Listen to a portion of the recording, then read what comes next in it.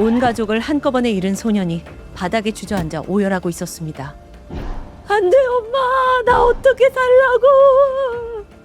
그 절규가 어찌나 처절했던지 곁에 있던 어른들조차 안타까움에 눈물을 보였습니다.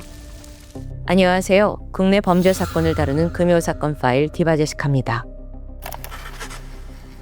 2010년 10월 21일 새벽 3시 30분 서울 성동구 하왕심리 아파트에 살고 있던 A씨가 한밤중에 갑자기 잠에서 깨어납니다.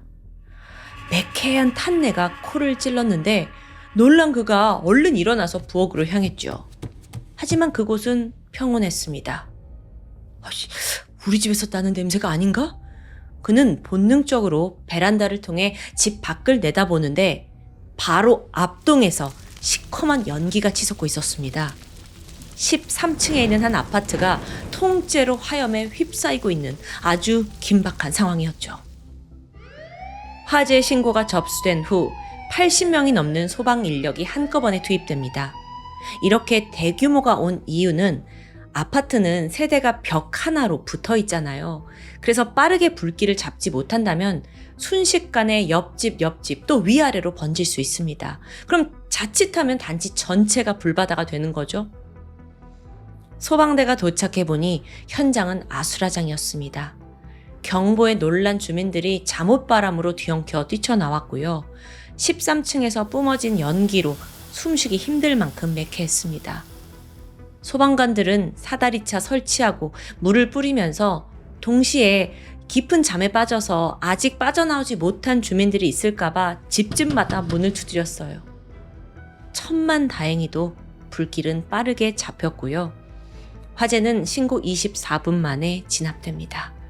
그렇게 주민들 역시 한 고비를 넘기게 된 거죠. 이제 남은 건 발화 지점을 찾는 일입니다. 소방관들이 13층으로 가보니 이 집이 이미 형체를 알아볼 수 없을 만큼 새카맣게 타버렸어요.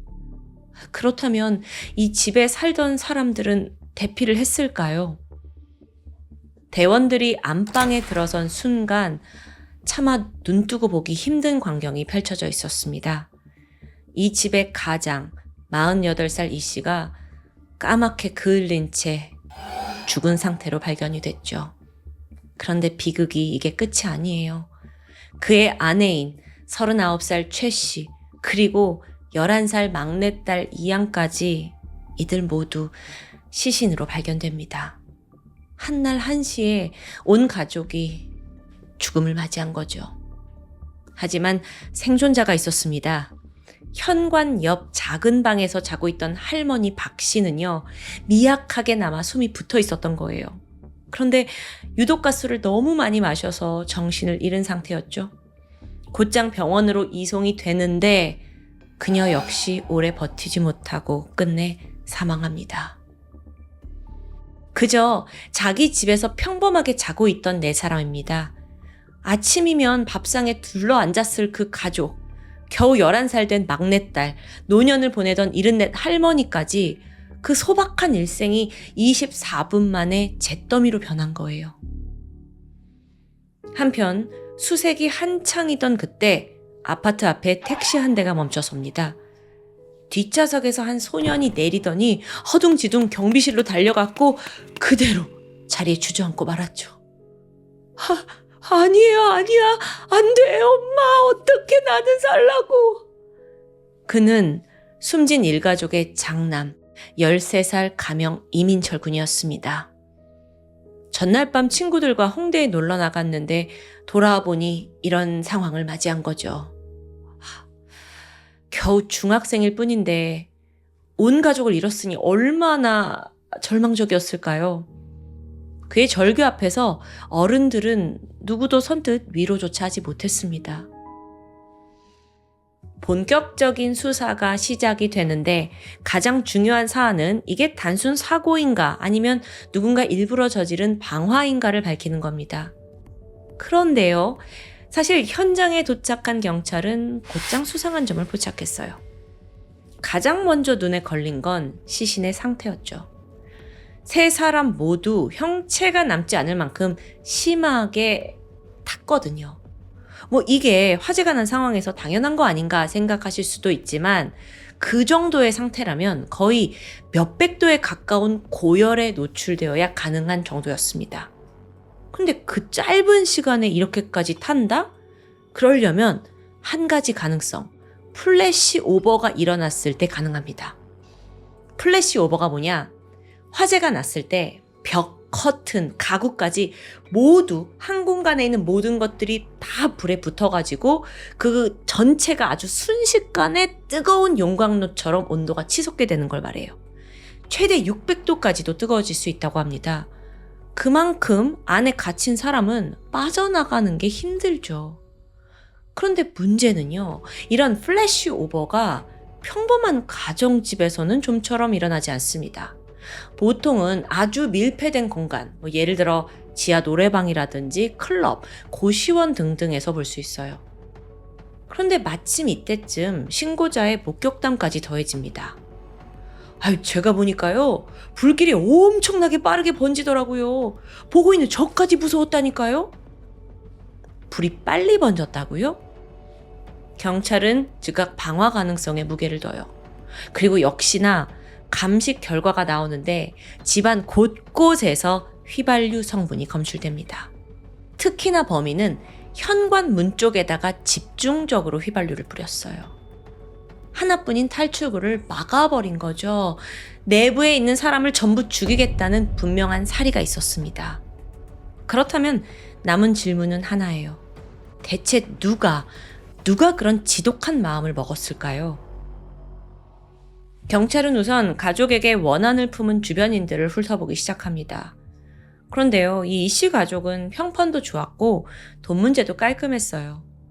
유일한 생존자인 13살 아들 민철군에게 도움을 요청했지만 아들 역시 의심 가는 사람이 떠오르지 않는다고 답했죠. 그렇게 실마리가 보이지 않던 그때 경찰의 눈에 들어온 게 있습니다. 이 아들의 머리카락 끝이 살짝 불에 그을려져 있더라고요. 왜 머리카락이 그을려져 있을까? 화재가 다 진압되고 나타났는데 왜 흔적이 있지? 순간 형사는 날카로운 눈빛으로 이군한테 머리카락이 왜 그렇게 됐냐라고 묻게 돼요. 그러자 흠칫하더니 이 아들이 모르겠는데요? 하면서 그냥 입을 꾹 닫아버리는 겁니다. 이 질문 하나에 순식간에 공기가 차가워졌죠. 아이의 떨리는 눈매, 막 방향을 잃은 눈빛까지 모든 게 수상했어요. 하지만 방금 일가족을 잃은 아이에게 형사가 단순히 심증만으로 몰아붙이는 건 가혹하다고 생각했습니다. 그래서 일단 거기서 멈췄고 대신 더 확실한 물증을 찾아 나섰죠.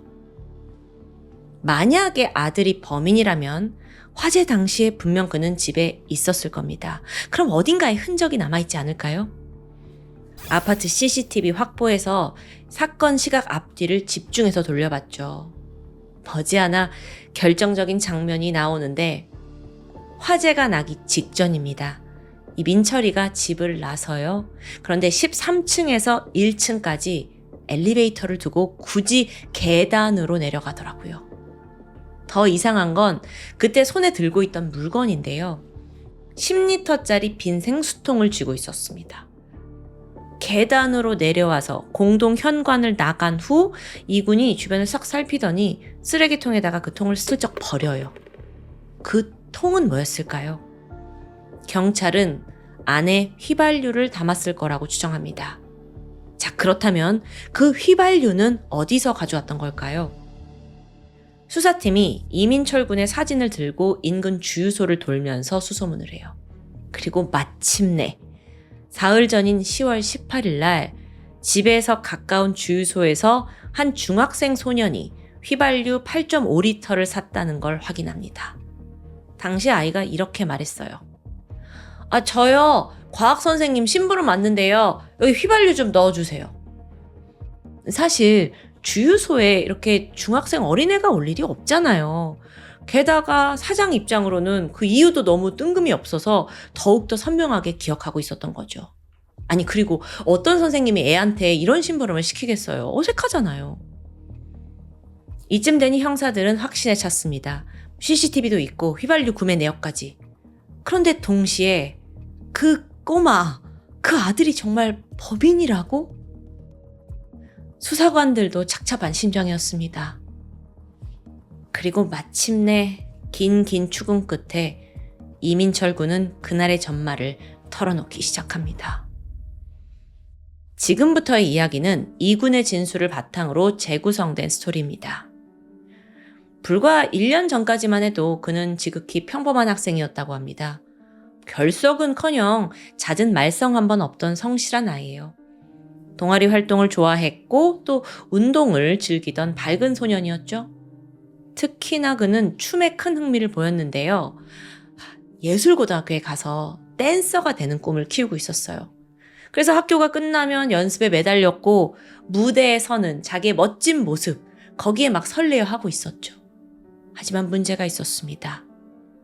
뭐 임마? 댄서? 야, 댄서로 밥 먹고 살 수 있냐? 가족들은 그 꿈을 하찮게 생각했어요. 누구보다 아버지의 반대가 완강했는데 가뜩이나 첫째인 아들이 성적 좀 잘 받아가지고 판사, 검사, 의사가 되길 바랬던 거예요. 그만큼 끊임없이 공부를 하라고 밀어붙였죠. 근데 아들이 기대만큼 성적이 좋지 않습니다. 그래서 성적표를 받은 날이면 집안 분위기가 싸늘했을 정도예요. 중학교 2학년이 되었을 때 성적에 관한 압박은 더 거세집니다. 그리고 그럴수록 민철 군은 어긋나기 시작했죠. 이른바 일진 무리들과 어울리면서 집에 들어가지도 않고 밤늦도록 거리를 떠돌았어요. 그러니까 아버지와의 갈등도 갈수록 깊어졌죠. 점점 이 아이에게 집이라는 공간은 나를 감시하고 올가매는 가족들이 만든 감옥처럼 느껴졌습니다. 그러다가 본인 주장에 따르면 아버지가 훈육을 빙자해서 자기를 학대했다고 말해요. 말을 듣지 않는다면서 뺨 때리고 골프채까지 휘둘렀다는데 일가족이 모두 사망했기 때문에 실제 집안에서 어떤 일이 벌어졌는지는 현재로서 유일한 생존자 말에 의지할 수밖에 없는 거죠. 그렇게 그는 점점 아버지를 악으로 인식하게 됩니다. 아빠만 없으면 돼. 그래, 엄마도 동생도 다 힘들어하잖아. 아빠만 제거되면 다 자유로워질 거야. 물론 지나친 부모의 기대가 자식을 벼랑 끝으로 몰았을 수 있습니다. 하지만 그 어떤 사연도 잠든 가족을 불태울 수 있는 명분이 되지 않아요. 근데 민철이는 그때부터 아주 끔찍한 방법을 궁리했죠. 내가 직접 손을 쓰지 않아도 되는 방법. 그 준비도 신속했습니다. 3일 전인 10월 18일 휘발유를 사서 배낭에 숨겨둬요. 그리고 드디어 사건 당일인 10월 21일 새벽 3시쯤이었습니다. 이미 아빠, 엄마, 그리고 할머니, 11살 동생은 평소처럼 깊은 잠에 빠져 있었죠. 그때만 기다리고 있던 민철이는 홀로 일어나서 집안 구석구석을 돌아다니기 시작합니다. 거실, 부엌, 작은 공간도 놓치지 않고 휘발유를 막 부어요. 그리고 이 냄새에 누군가 깰지도 모르기 때문에 아주 빠르게 행동했죠. 마지막으로 현관문 앞에 한 뼘도 빠짐없이 휘발유를 잔뜩 뿌렸습니다. 그리고 망설임 없이 불을 붙였죠. 이 불길이 순식간에 집안에 퍼졌어요. 그리고 민철 군은 곧바로 거기 빠져나왔고요. 아파트를 나온 후 그는 멀리 도망가지 않았습니다. 1시간 반 동안 주변을 서성이면서 불타고 있는 집을 지켜봤어요. 그런데 이때 지나가던 노숙자 한 명이 눈에 들어옵니다. 서둘러 자기가 입고 있던 점퍼를 벗어서 건네줘요. 이건 선의가 아니에요. 그 옷에 배어있는 휘발유, 연기, 냄새. 어쩌면 이게 결정적인 증거가 될 수 있다고 생각한 거죠. 그래서 그냥 버린 겁니다. 이민철은 현장에 나타나는 순간까지도 철저히 계산했어요. 소방관이 시신을 다 수습하고 이제 거기에 들어가서 더 조사를 할 무렵 그제서야 택시 타고 나타난 거예요. 아무것도 모르는 척 네, 우리 가족들이 다 죽었다고요? 하면서 오열하고요. 그러니까 그 당시에는 온 가족을 잃은 이 어린 학생을 누가 의심할 수 있었겠어요. 저는 이 대목에서도 정말 등골이 서늘해졌는데요. 얘가 고작 만 13살이에요. 중2요. 어떻게 이럴 수 있을까요? 다시 조사실로 돌아와서 이민철은 자백을 하면서도 끝까지 자기한테 유리한 쪽으로 몰고 갔어요. 특히나 아버지가 학대한 점을 내세우면서 그를 악인이라고 이제 묘사를 한 거죠. 그런데 여러분, 경찰이 확인해 보니 학대 정황은 나오지 않았습니다.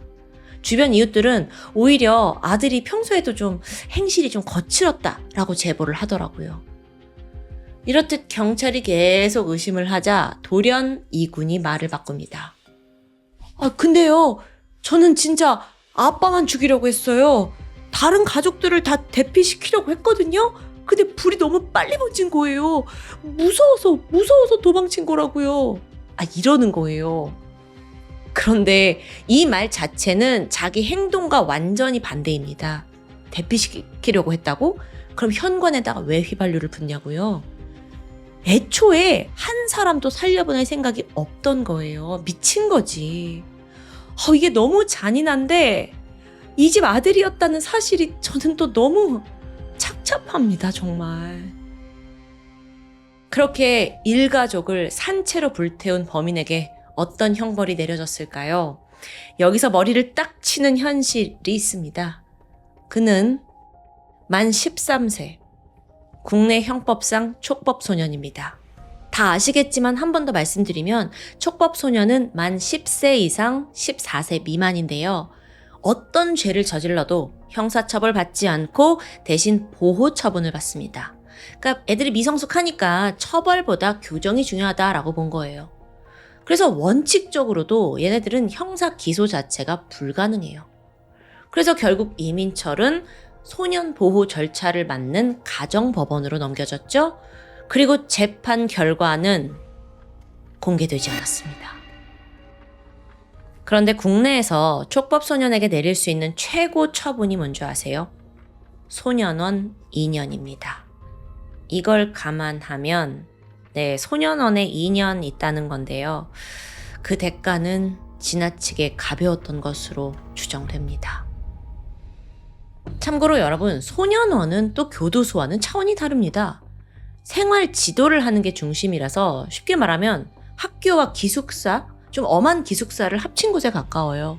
또 규칙적인 생활하면서 먹고 자고 국영수 수업 받고 직업훈련도 받습니다. 심지어 최고 2년을 받는다 하더라도 그 전에 나오는 경우가 적지 않다고 해요. 즉 2010년에 발생한 이 사건의 범인 가명 이민철은 그곳에서 최장 2년을 보낸 후 다시 우리 사회로 돌아왔을 겁니다.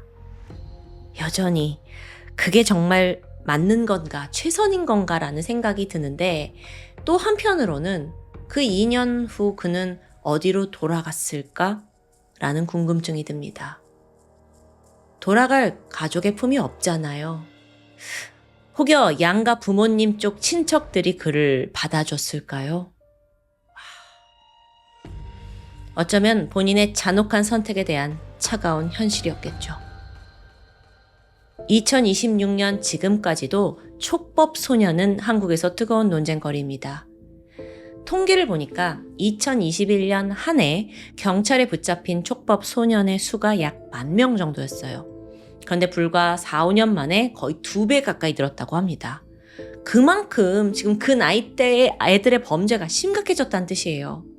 그래서 최근 정부도 살인, 강도, 성범죄 같은 중대 범죄에 한해서 촉법소년 기준을 만 14세에서 13세로 낮추는 방안을 논의하고 있다는데요. 이런 논란 속에서도 한 가지만은 분명합니다.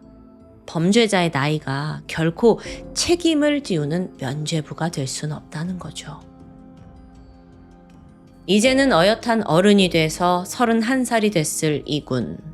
부디 그가 자신이 저지른 죄의 무게를 온전히 깨닫고 남은 삶을 참회 속에서 살아가길 바랍니다. 지금까지 금요사건 파일 디바제시카였습니다. 2019년 9월 18일 새벽 12시 신도시 아파트가 빽빽하게 들어서 있는 경기도 분당구 순회동. 모두가 잠든 그 시각에 한쪽 길가에서 갑자기 날카로운 언쟁이 벌어집니다. 시선을 돌려보니까 세 사람이 서 있었는데요.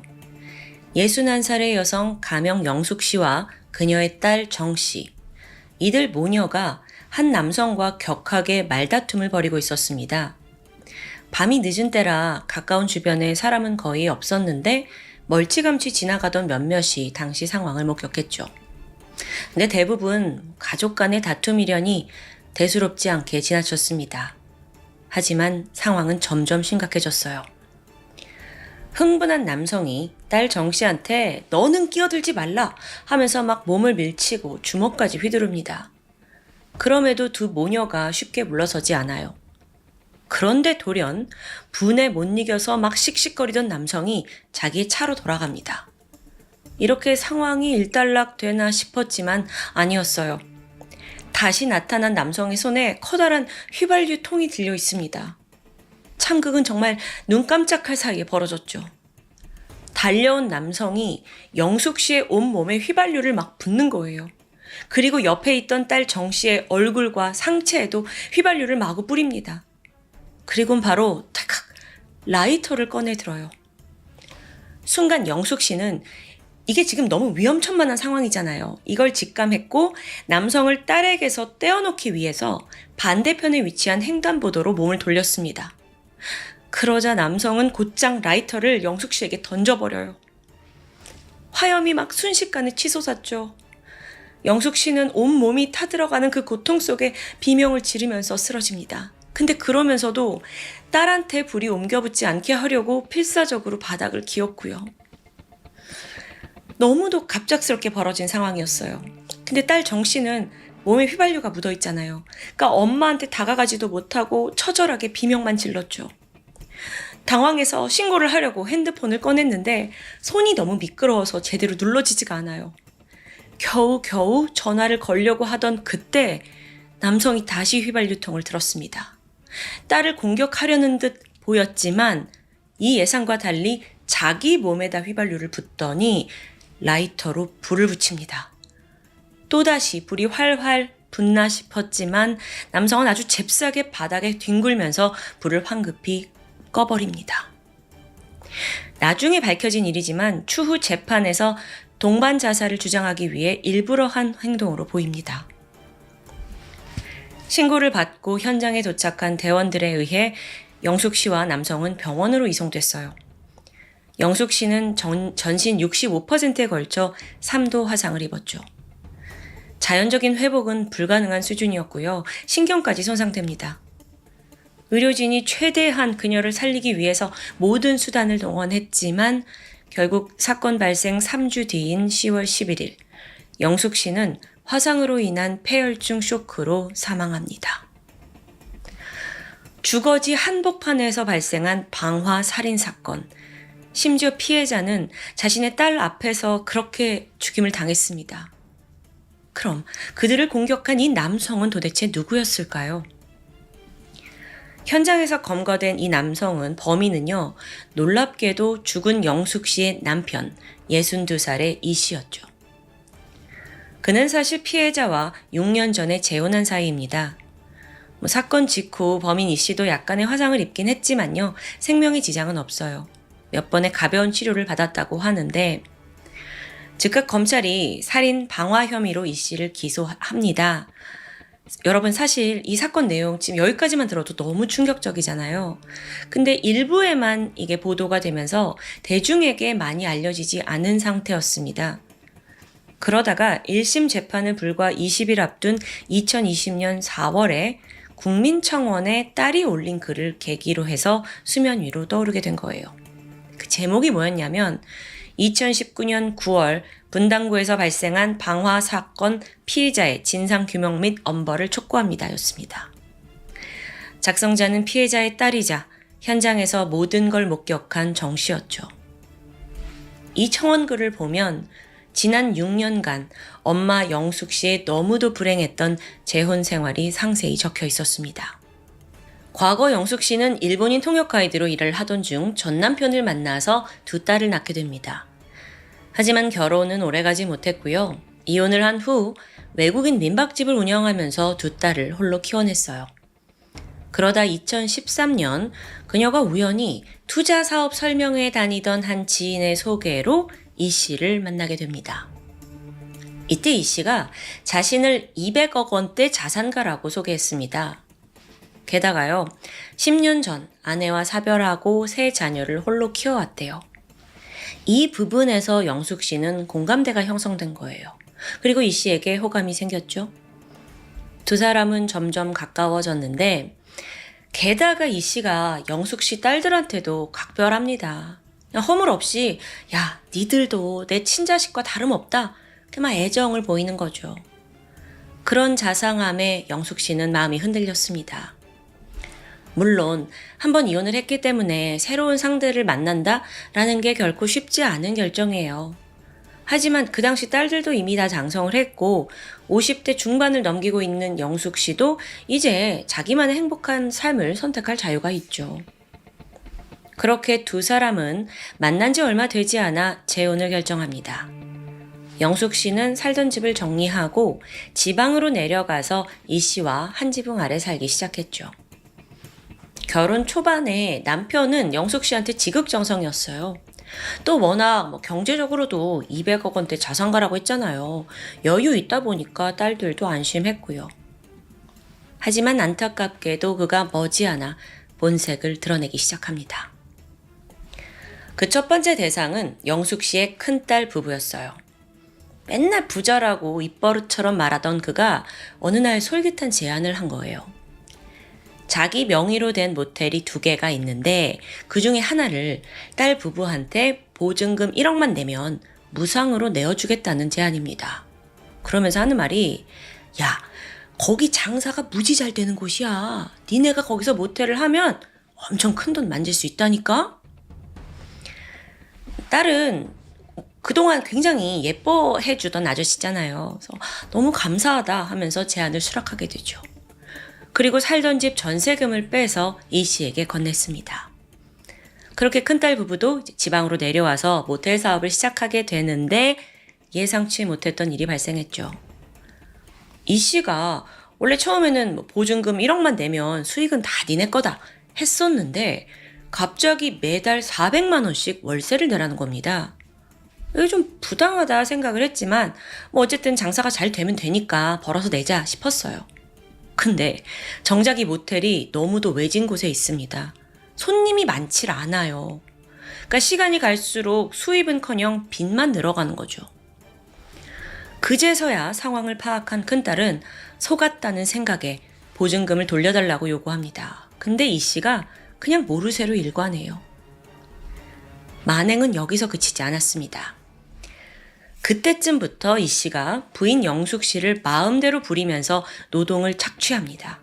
그러니까 큰딸을 볼모로 잡은 거예요. 그러면서 까딱하면 내가 네 딸 길바닥에 내쫓을 수 있어.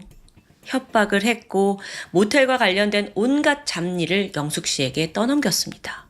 예를 들어 이불 빨래, 청소, 시설 관리까지 영숙 씨가 그냥 다 도맡았어요.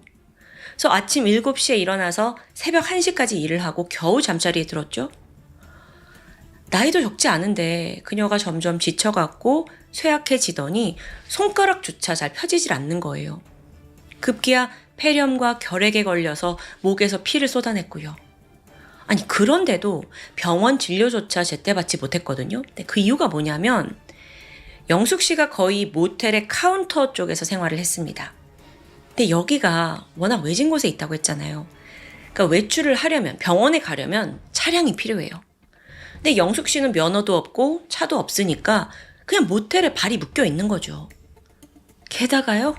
남편이 의처증까지 있어서 영숙 씨의 외출을 다 제한합니다. 병원도 못 가고요. 장을 볼 때 빼고는 거의 한 발자국도 맘대로 나가지 못하는 겁니다. 사실상 고립되고 감금된 삶이 돼버린 거죠. 뿐만 아니라 금전적인 착취가 심각해져 가요.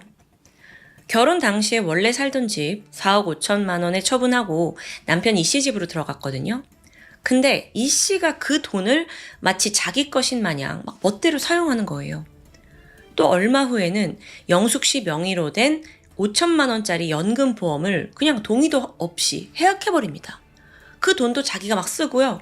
심지어 영숙 씨 명의로 대출까지 받고 갚질 않아요. 그 영숙 씨한테 계속 빚독촉 전화가 오는 거죠. 아니 이쯤 되니까 정말 이 씨가 뭐 200억 원대 자산가인지 의심이 들었습니다. 알고 보니까 거의 빚쟁이에 가까워요. 자기 소유로 된 2채 모텔이 있긴 합니다. 근데 이게 뭐 대출이 상당히 끼어 있고 아무리 다 합쳐도 200억 원은 말이 안 되는 거예요. 수중에 현금 한 푼 없어서 카드 돌려막기로 생활하고 있고요. 심지어 재산만 거짓말한 게 아니더라고요. 앞서 뭐 아내와 사별하고 혼자서 자식들 키웠다고 했었는데 실제로는 재혼하기 직전까지 다른 여성과 동거하고 있었습니다. 그때도 자산가라고 포장을 해서 여자들한테 기생하고 재산을 뺏고 있었고요. 그러니까 피해자가 영숙 씨만이 아니었던 거예요. 그러던 2019년 7월 말인데 참다 못한 큰딸 부부가 결국 모텔을 정리합니다. 거의 사실상 폐업 수순이었어요. 그러자 그제서야 엄마 영숙 씨가 더 이상 남편 이 씨 밑에서 있을 필요가 없다고 판단을 해요. 사실 그녀는 이미 오랫동안 받아온 학대로 우울증도 심각했어요. 정신과 상담 기록을 보니까 남편을 볼 때마다 가슴이 오그라들고 목소리만 들어도 심장이 벌렁거린다 적혀 있습니다. 결국 폐업을 한 직후인 8월 2일 그녀는 남편이 집을 비운 틈을 타서 분당에 있는 작은 딸 정 씨의 집으로 도망치는 데 성공합니다. 그렇게 지난 6년간의 노예 같은 생활을 드디어 끝낼 수 있었죠. 딸의 집으로 돌아온 뒤에야 영숙 씨는 제대로 숨을 쉬었다는데요. 한편 이 씨는 지난 이틀간 아내가 지금 돌아오고 있지 않아요. 분노에 휩싸였죠?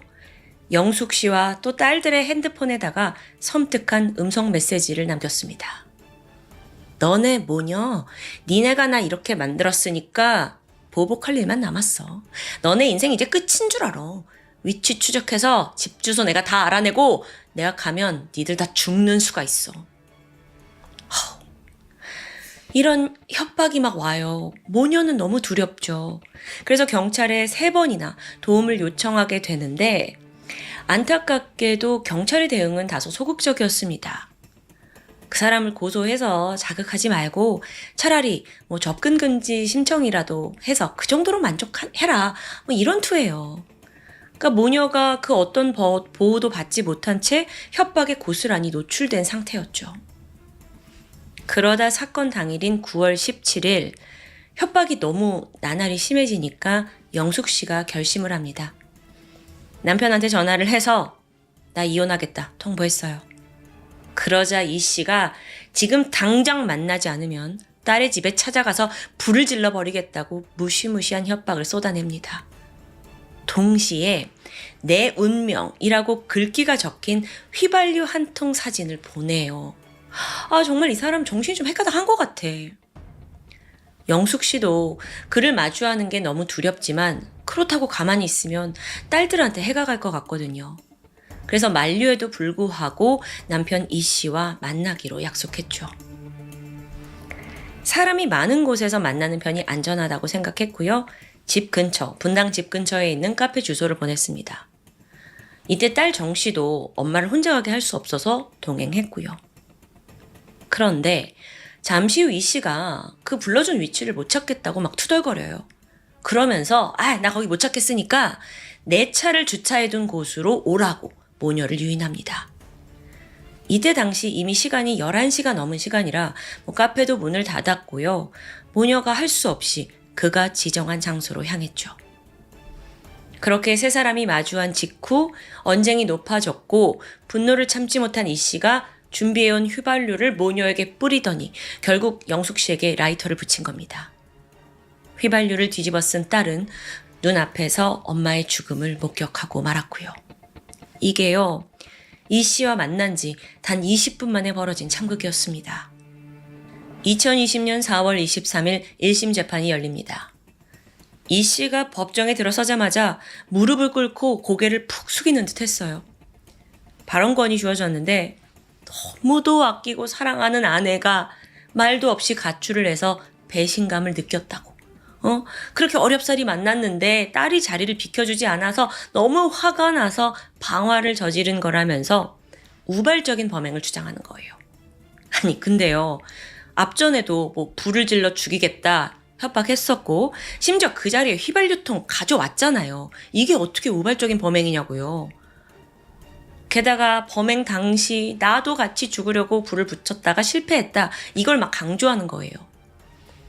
동시에 그는 자신이 얼마나 깊게 반성하고 있는지 계속 어필했는데요. 그 증거로 자기가 여태껏 작성한 반성문을 제출합니다. 자기 유족들과도 막 합의하려고 했대요. 근데 이 얘기를 듣자마자 유가족들한테 헛웃음이 나왔죠. 왜냐하면 여태까지 이 씨한테서 사과 한마디 들은 적이 없거든요. 반성? 반성한다는 태도가 진정성 있게 보일 리가 없죠. 그냥 형량 낮추려고 수작 부리는 거예요. 결론적으로 재판부는요, 그가 휘발유통을 미리 준비했고 협박성 문자 보냈고 또 결정적으로 이 사람이 흡연을 하지 않아요.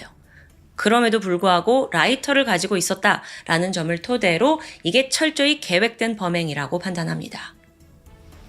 그리고 나서 이 씨에게 선고가 내려지는데 이걸 들은 유가족은 비통함에 목이 메었어요. 산 사람한테 불 붙이고 살해한 대가는 징역 25년이었습니다.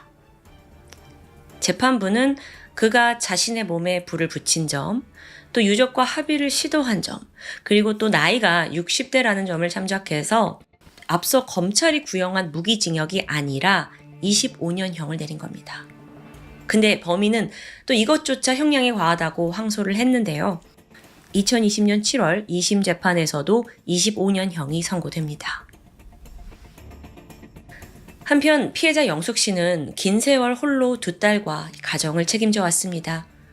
첫 결혼을 실패한 후에 거의 14년 정도 만에 새로운 사람을 만난 거예요. 나도 이제 알콩달콩 새 삶을 살겠지 기대했었죠. 하지만 그 순수한 마음은 너무도 끔찍한 비극으로 돌아왔어요. 또한 딸에게는 엄마를 지키지 못했다는 고통이 평생의 그림자가 되었죠. 마지막으로 범인 이 씨는요, 재판 전까지도 감형받으려고 매일 반성문을 써냈습니다. 하지만 끝까지 유족들한테는 사과의 말을 전하지 않았죠. 어쩌면 그는 아직도 피해자 가족에게 앙금이 남아있을지 모릅니다. 심지어 범인 이 씨의 자식들 역시 책임을 회피하면서 유족들에게 막말을 퍼부었어요. 한 프로그램 인터뷰에서 이 씨의 사위가 했던 말이 참 충격적이었는데요. 너무 그러지 마세요. 솔직히 말해서 칼로 막 쑤셔? 그거 아니잖아요. 이 말 뭐예요? 칼로 쑤시지 않았고 불을 낸 거니까 범죄의 무게가 뭐 가볍다는 의미는 아니겠죠, 설마. 범인 쪽 가족들은요, 이런 일이 있기까지 피해자 영숙 씨도 평소 아버지와 사이가 좋지 않았고 여러 과정이 있었다라면서 책임을 돌리는 듯 했습니다. 일말의 죄책감조차 느끼지 못하는 이 씨와 그 가족들의 태도에 정말 말문이 막혀요. 그리고 저는 더 유가족을 위로하고 싶어졌습니다. 이제 어머니를 잃은 그 끔찍한 기억보다 함께했던 따뜻하고 소중한 순간들이 딸들의 가슴 속에 더 깊이 남기를 바랍니다. 지금까지 금요사건 파일 디바제시카였습니다.